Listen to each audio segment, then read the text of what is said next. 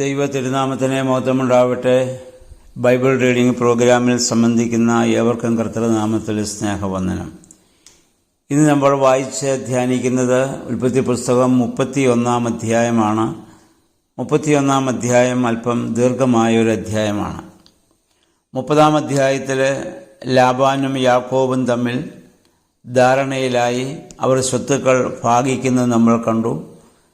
അപ്പം മെലിഞ്ഞ ആടുകളൊക്കെ യാക്കോബിനും കൊഴുത്തതും പുള്ളിയുള്ളതുമായ ആടുകളെയൊക്കെ ലാബാനും അങ്ങനെ ആയിട്ട് ഭാഗിച്ച് യാക്കോബ് വീണ്ടും ഒരു സാമ്പത്തികമായി വളരെ ദാരിദ്ര്യത്തിലേക്ക് വരേണ്ട ഒരു സാഹചര്യം വരുന്നു. അവിടെയാണ് യാക്കോബ് ഒരു ബുദ്ധി അവിടെ ഉപയോഗിക്കുന്നുണ്ട്. 31-ാം അധ്യായത്തിൽ അതിനെപ്പറ്റി യാക്കോബ് പറയുന്നത് മാലാഹ ദർശനത്തിൽ കാണിച്ചു കൊടുത്തു എന്നാണ്.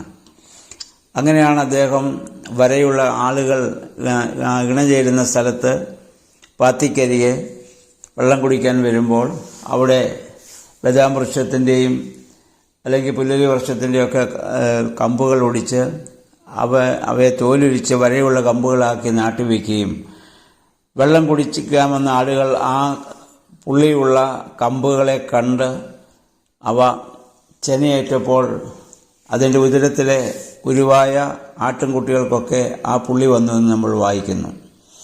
ആധുനിക വൈദ്യശാസ്ത്രവും ഇന്ന് നമ്മളെ ഓർമ്മപ്പെടുത്തുന്ന ഇതാണ്: കുഞ്ഞുങ്ങൾക്ക് ജന്മം നൽകുമ്പോൾ മാതാപിതാക്കളിലുള്ളതായ സ്വഭാവവും മാതാപിതാക്കളുടെ ചിന്താഗതികളുമൊക്കെ അവരെ ബാധിക്കും. ജനിച്ചു വീഴുന്ന ഓരോ കുഞ്ഞും സ്ട്രക്ചർ തീർന്ന ബിൽഡിംഗ് ആണെന്നാണ് അതിനെപ്പറ്റി പിതാക്കന്മാരും മനഃശാസ്ത്രജ്ഞന്മാരും നമ്മെ ഓർമ്മപ്പെടുത്തുന്നത്. അതുകൊണ്ട് കുഞ്ഞുങ്ങൾക്ക് ജന്മം നൽകുമ്പോൾ ശാരീരികവും മാനസികവും ആത്മീയവുമായ 3 വിശുദ്ധിയിലാണ് അത് നടക്കേണ്ടത്. അതുകൊണ്ടാണ് എബ്രായർ 13:4 പൗലോസ്ലീഹ പറയുന്നു, വിവാഹം ഏവർക്കും മാന്യമാണ്, കിടക്ക നിർമ്മലമായിരിക്കട്ടെ. വിവാഹമൊക്കെ മാന്യമുള്ള കാര്യമാണ്. കിടക്ക വിശുദ്ധമായിരിക്കുക എന്ന് പറഞ്ഞാൽ അശുദ്ധ ചിന്തകളോടോ മോഹത്തോടോ ദാമ്പത്യധർമ്മം നിർവഹിക്കുവാൻ പാടില്ല. അപ്പോൾ ആ സമയത്ത് നമ്മുടെ മനസ്സിലുള്ളതായ ആ സ്നേഹത്തിൻ്റെ പൂർണ്ണതയിൽ നിന്നാണത് സംഭവിക്കേണ്ടത്. ആ സമയത്ത് നമുക്കുള്ളതായ മനസ്സിലുള്ള അല്ലെങ്കിൽ ദുർവികാരങ്ങളോ ദുശ്ചിന്തകളോ അല്ല പരസ്ത്രീയെ മോഹിച്ച് സ്വന്തം ഭാര്യയുമായിട്ട് ബന്ധപ്പെടുകയോ പരപുരുഷനെ ധ്യാനിച്ച് സ്വന്തം ഭർത്താവുമായി ബന്ധപ്പെടുകയോ ചെയ്താൽ കിടക്ക് നമ്മൾ നടത്തുന്നത് തന്നെ ഒരു വ്യഭിചാരമാണ്. അതുകൊണ്ടാണ് നമ്മുടെ കർത്താവ് പഴയ നിയമത്തിൽ നമുക്കറിയാം ഒരു ആക്ട് നടന്നെങ്കിൽ മാത്രമേ അതിന് ശിക്ഷയുള്ളൂ. മോഷണം, വ്യഭിചാരം, കൊലപാതകം. പുതിയ നിയമത്തിൽ നമ്മുടെ കർത്താവ് പഠിപ്പിച്ചു മനസ്സിൽ ചിന്തിച്ചാൽ പോലും പ്രവർത്തിച്ചതിന് തുല്യമാണ്. അതുകൊണ്ടാണ് മത്തായി 5:21 മുതൽ ഗിരിപ്രഭാഷ കർത്താവ് പറഞ്ഞ് മോഹിക്കുന്നവൻ വ്യഭിചാരം ചെയ്യുന്നു, കോപിക്കുന്നവൻ കൊലപാതകം ചെയ്യുന്നു.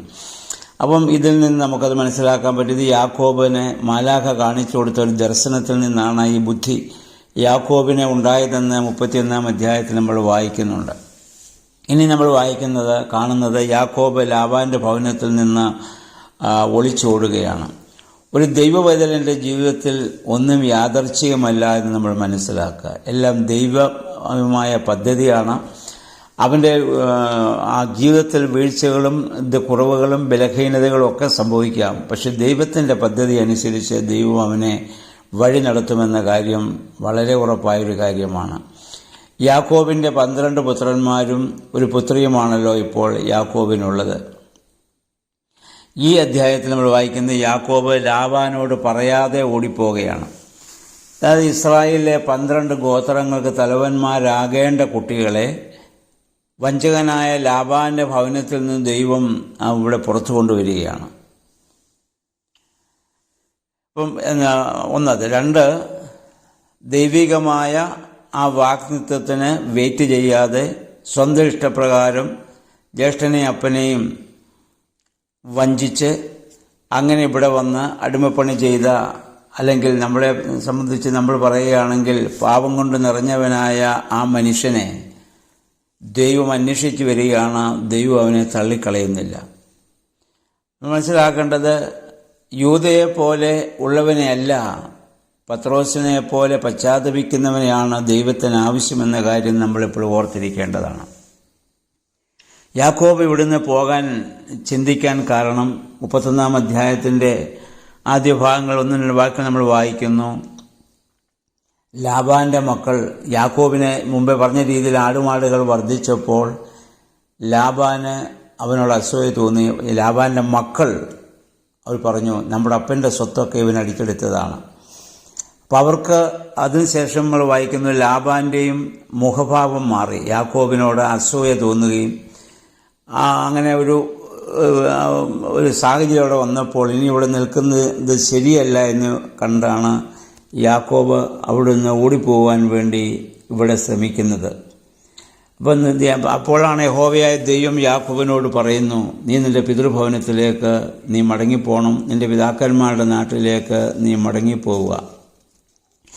അപ്പം അങ്ങനെ പോകണമെങ്കിൽ പെട്ടെന്ന് പോക്ക് നടക്കില്ല. അപ്പം ലാബാൻ ഈ സമയത്ത് ആടുകളുടെ രോമം കത്തറിക്കാൻ പോയ ആ സമയം നോക്കി യാക്കോബ് തൻ്റെ ഭാര്യമാരെ അല്ലെങ്കിൽ ലാബാൻ്റെ മക്കളെ ലേയയും സാറയും റാഹേലിനൊക്കെ അവിടെ വയലിൽ വിളിച്ചു വരുത്തിയിട്ട് അവരോട് കാര്യങ്ങൾ പറഞ്ഞു. അപ്പം അന്നേരമാണ് അവരും ചിന്തിച്ച് അവരും പറഞ്ഞു, അത് വളരെ ശരിയല്ലേ, നമുക്കെന്ത് അവകാശമാണ് നമുക്ക് കിട്ടിയത്, നമ്മുടെ ഭർത്താവും നമ്മുടെ മക്കളും നമ്മളൊക്കെ എന്തുമാത്രം കഷ്ടപ്പെടുന്നു, പക്ഷേ നമ്മുടെ അപ്പനും അല്ലെങ്കിൽ ആൺമക്കളൊക്കെ നമ്മളെക്കൊണ്ട് അവർ സമ്പത്തുണ്ടാക്കാനുള്ള ശ്രമമാണ് നടത്തുന്നത്. അപ്പോൾ അവരും യാക്കോബിനോട് അവിടെ ചേരുകയാണ്, പോകാമെന്നുള്ള തീരുമാനത്തിലേക്ക് അവിടെ വരികയാണ്. ഇപ്പം 5-6 വാക്യങ്ങൾ നമ്മൾ വായിക്കുന്നുണ്ട്. യാക്കോബ് എന്തോ ഒരു കഠിനാധ്വാനിയായ ഒരു മനുഷ്യനായിരുന്നു. ആ കാര്യത്തിൽ യാക്കോബിനെ നമ്മൾ അഭിനന്ദിക്കേണ്ടി വരുന്നു. ഇവിടെ 7-ാം വാക്യത്തിൽ നമ്മൾ വായിക്കുന്നത് യാക്കോബിൻ്റെ പ്രതിഫലം 10 വർഷത്തിനകം അല്ലെങ്കിൽ 20 വർഷത്തിനകം 10 പ്രാവശ്യം ലാബാൻ മാറ്റി എന്നുള്ളതാണ്. അത്രയും നീചനായ വഞ്ചകനമായ ഒരു മനസ്സിൻ്റെ ഉടമയാണ് ലാബാൻ. അപ്പം എന്നിട്ട് 8-9 വാക്യങ്ങളിൽ യാക്കോബ് പറയുന്നു, എന്നെ അനുഗ്രഹിച്ചത് എൻ്റെ ദൈവമാണ്, അവൻ ഇതൊക്കെ ചെയ്യുന്നതെങ്കിലും അവൻ ഉള്ളിൽ എപ്പോഴും ദൈവബോധമുള്ള ഒരു മനുഷ്യനാണ്. അപ്പം നമ്മുടെ മിടുക്കുകൊണ്ടല്ല നമ്മൾ നന്നായത്, നമുക്ക് ഈ അനുഗ്രഹങ്ങൾ ഒക്കെ ലഭിച്ചത് ദൈവത്തിൻ്റെ അനുഗ്രഹമാണെന്നുള്ള ബോധ്യം എപ്പോഴും നമുക്ക് ഉണ്ടാവേണ്ടതാണ്. അപ്പം ദൈവം ഹാരാനിൽ നിന്ന് യാക്കോബിനെ പുറത്തു കൊണ്ടുവരാനുള്ള എല്ലാ ക്രമീകരണങ്ങളും അവിടെ ചെയ്യുകയാണ്. അപ്പം 14-15 വാക്യങ്ങളിലേക്ക് നമ്മൾ വരുമ്പോൾ നമ്മൾ കാണുന്നു, പെൺമക്കൾക്ക് അവരുടെ അവകാശം ലഭിക്കണം. അത് ലാബാൻ കൊടുത്തിരുന്നുവെങ്കിൽ ഇവിടെ പ്രശ്നം ഒരിക്കലും ഉണ്ടാവത്തില്ലായിരുന്നു. പിന്നെ എന്നാൽ ഇന്ന് യാക്കോബിന് എന്താ സംഭവിക്കുക, അവിടുന്ന് ഒളിച്ചു ഓടുകയാണ്. ജ്യേഷ്ഠൻ്റെ അടുത്തു നിന്ന് ഓടിയതുപോലെ പെട്ടെന്ന് ഇവിടെ നിന്ന് ഓടിപ്പോകേണ്ട സാഹചര്യം യാക്കോബിൻ്റെ ജീവിതത്തിലുണ്ടാവുകയാണ്. അപ്പം ആ സമയത്താണ് തൻ്റെ ഭാര്യ റാഹേൽ ഗ്രഹവിഗ്രഹം മോഷ്ടിച്ചു. അപ്പം അതിനർത്ഥം അവരെ വിഗ്രഹാരാധനയുടെ ഒരു ഭവനത്തിലാണ് ഇതുവരെ അവർ താമസിച്ചു വന്നത്. ലാബാനൊക്കെ വിഗ്രഹങ്ങളെ ആരാധിക്കുന്നവരാണ്, സത്യദൈവത്തെ ആരാധിക്കുന്നവരല്ല. അപ്പോൾ അവളുടെ ആ ദൈവത്തെ കൂടെ കൊണ്ടുപോകാൻ വേണ്ടി അവളവിടെ ആലോചിക്കുകയാണ്. ഇവർ പോയ വിവരം ലാബാൻ മനസ്സിലാക്കുന്നത് 3 ദിവസം കഴിഞ്ഞിട്ടാണ്. അപ്പോൾ ലാബാൻ പ്രതികാര ബുദ്ധിയോടുകൂടി യാക്കോബിനെ പിന്തുടരുന്നു. ആ സമയത്ത് യഹോവയായ ദൈവം ലാബാന് പ്രത്യക്ഷപ്പെടുന്നു. എന്നിട്ട് അവന് പറഞ്ഞു, അവനെ നീ തൊട്ടു പോകരുത്. ഇവിടെ ലാബാന് ദൈവം പ്രത്യക്ഷപ്പെടുന്നത് അവൻ ഭക്തനായതുകൊണ്ടല്ല, ക്രോധത്തോടെ യാക്കോബിനെ സമീപിക്കുന്നത് കൊണ്ടാണ് ദൈവം പ്രത്യക്ഷപ്പെട്ട് അവനെ ഇവിടെ വിലക്കാൻ കാരണം. ദൈവം അത്രമാത്രം യാക്കോബിനെ സ്നേഹിക്കുന്നു എന്നുള്ളതാണ്. അപ്പം മനുഷ്യൻ തെറ്റിപ്പോയാലും ദൈവം എത്ര കരുതലോടെ മനുഷ്യനെ കാണും, നോക്കുമെന്ന കാര്യം ഇതിൽ നിന്ന് നമ്മൾ മനസ്സിലാക്കേണ്ടതാണ്. അതിന് 26-27 വാക്യങ്ങൾ വരുമ്പോൾ ലാബാൻ പറയുന്നു, അവൻ എത്ര തന്ത്രശാലിയാണെന്ന് നോക്കുക, ഞാൻ വീണയും കിന്നരുമൊക്കെ ആയിട്ട് നിങ്ങളെ യാത്ര അയക്കുമായിരുന്നു, നീ എന്തിനാണ് ഇങ്ങനെ എന്നോട് പറയാതെ ഓടിപ്പോകുന്നതൊക്കെ എന്നുള്ള കച്ചവട കണ്ണോടുകൂടി തന്നെയാണ് ഇവിടെ ഇപ്പോഴും ലാബാൻ യാക്കോബിനോട് ഇവിടെ സംസാരിക്കുന്നത്. ഇവിടെ പറയുന്നു, നിന്റെ പുത്രന്മാരൊക്കെ എൻ്റെ മക്കളാണെന്നാണ് ലാബാൻ പറയുന്നത്. നമുക്കറിയാമല്ല, ലാബാനെ സംബന്ധിച്ചോളം അവൻ്റെ കൊച്ചുമക്കളാണ്, പൗത്രന്മാരാണ്. എന്നാൽ അന്നത്തെ കാലത്ത് ഈ അടിമകളൊക്കെ യജമാനന് സ്വന്തമാണ്. യാക്കോബിനെയും അവൻ്റെ കുടുംബത്തെയൊക്കെ ലാബാൻ ഒരു അടിമയായിട്ടാണ് കണ്ടത്. അപ്പം അടിമയ്ക്ക് പിറക്കുന്നതും യജമാനൻ്റെ സ്വത്താണ്. ആ ഒരു അർത്ഥത്തിലായിരിക്കാം ഇവിടെ പറയുന്നത് എൻ്റെ പുത്രന്മാരാണെന്ന്. പക്ഷെ അവരുടെ പൗത്രന്മാരാണെന്ന് നമുക്കറിയാം. പറഞ്ഞ ഇവിടെ തന്നെ ലാബാൻ അവനോട് പറഞ്ഞത് നിങ്ങളുടെ ദൈവം എനിക്ക് പ്രത്യക്ഷപ്പെട്ടു എന്നാണ്. അത് അവൻ്റെ ദൈവമല്ല. ലാബാൻ ആ ദൈവവുമായി യാതൊരു ബന്ധവുമില്ലല്ലോ. യഹോവയായ ദൈവവുമായി ലാബാന് യാതൊരു ബന്ധവുമില്ല. അതുകൊണ്ടാണ് നിങ്ങളുടെ ദൈവമെന്ന് ഇവിടെ പറയാൻ കാരണം. എന്നിട്ട് 30-ാം വാക്യം വരുമ്പോഴത്തേക്കും യാക്കോബിനെ ഒരു മോഷ്ടാവാക്കാനുള്ള ഒരു ശ്രമമാണ് ലാബാൻ ഇവിടെ നടത്തുന്നത്. നമ്മൾ നോക്കണം, ഇവിടെ യാക്കോബിൻ്റെ ഇപ്പോഴത്തെ അവസ്ഥയൊന്ന് ഓർത്തു നോക്കുക. ജ്യേഷ്ഠനെ വഞ്ചിച്ച് അപ്പനെ കണ്ണു കാണാൻ മേലാത്ത അപ്പനെ വഞ്ചിച്ചവനെ ഇവിടെ ഭാര്യമാരും ഒരു വിധത്തിൽ വഞ്ചിക്കുന്നുണ്ട്. എങ്ങനെയെന്നറിയാമോ? ആ ഗ്രഹവിഗ്രഹം മോഷ്ടിച്ചതുകൊണ്ട്. റാഹേലിനോട് പറയാതാണ് അവരത് ചെയ്തത്.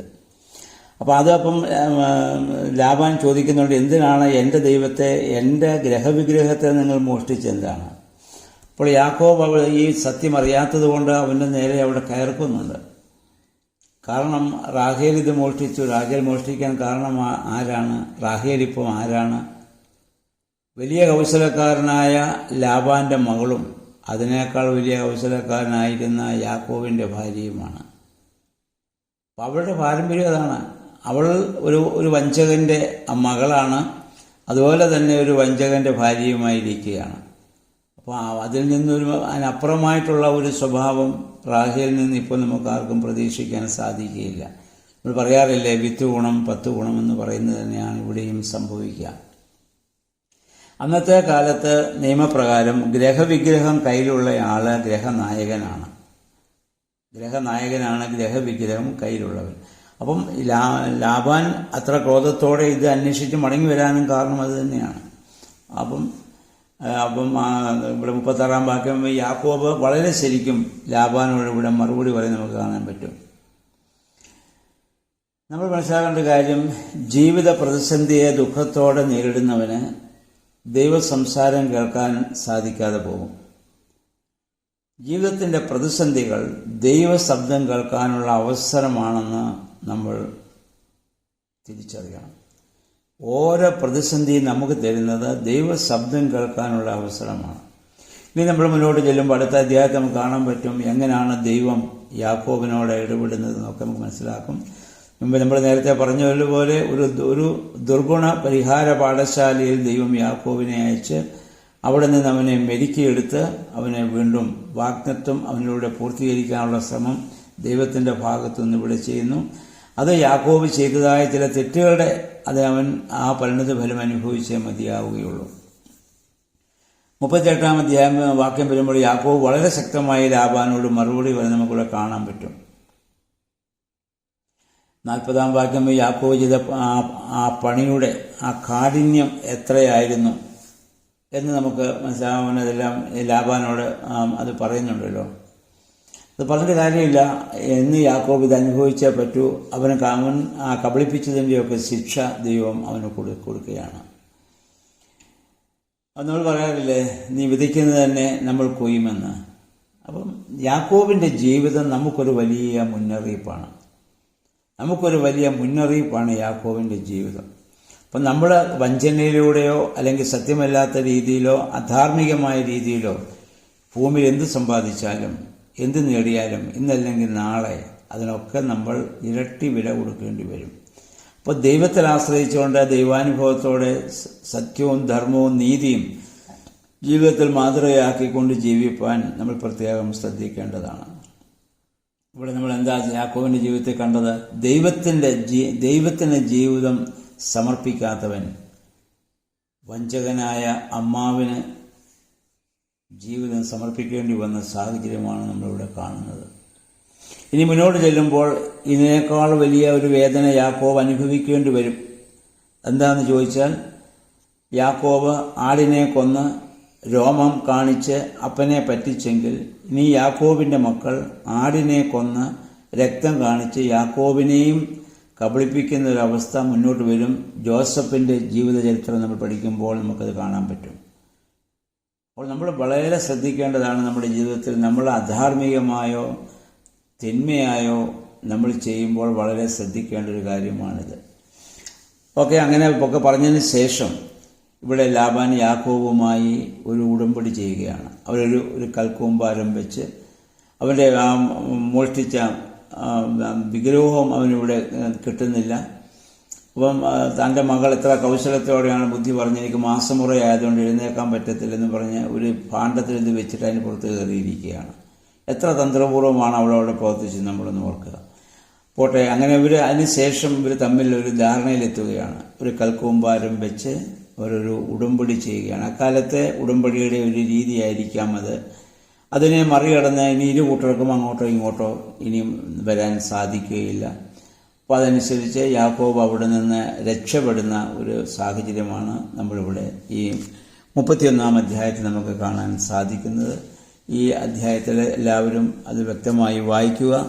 ഇതിൻ്റെ ഓരോ വാക്കുകളും വളരെ മനസ്സിരുത്തി വായിച്ച് ദൈവം എങ്ങനെ യാക്കോബിനോട് ഇടപെടുന്നു, യാക്കോബ് ഏതെല്ലാം പ്രതിസന്ധി ഘട്ടങ്ങളിലൂടെ കടന്നു പോകുന്നതൊക്കെ നമുക്ക് ശ്രദ്ധയോടെ വായിച്ച് മനസ്സിലാക്കാം.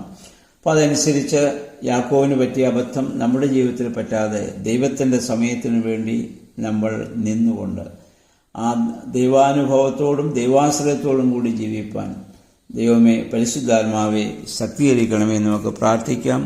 ദൈവം തൻ്റെ പരിശുദ്ധാത്മാവ് മുഖാന്തരം അതിന് നമ്മെ സഹായിക്കട്ടെ.